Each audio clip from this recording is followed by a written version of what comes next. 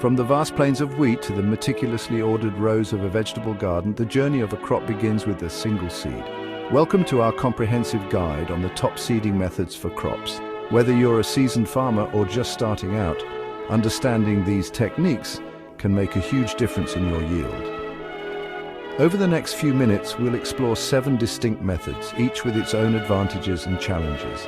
Join us as we delve into the fascinating world of agriculture and uncover the secrets to successful sowing. Broadcasting is perhaps the oldest and simplest of all seeding methods.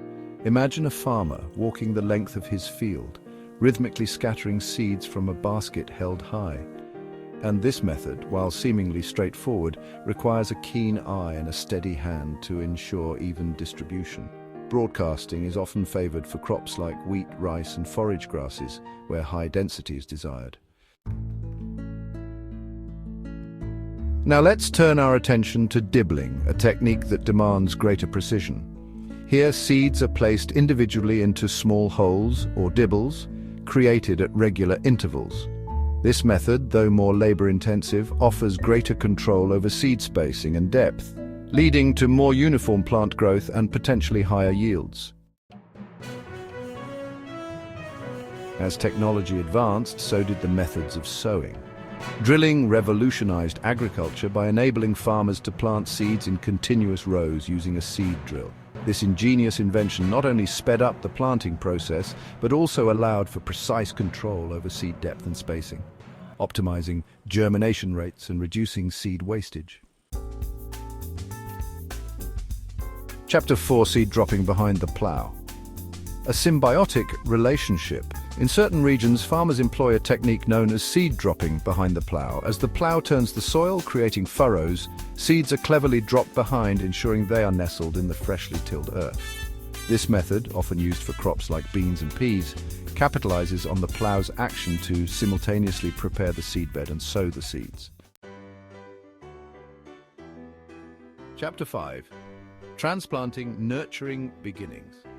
Transplanting involves a 2-step process. Seeds are first sown in a controlled environment, such as a nursery, where they germinate and develop into young seedlings.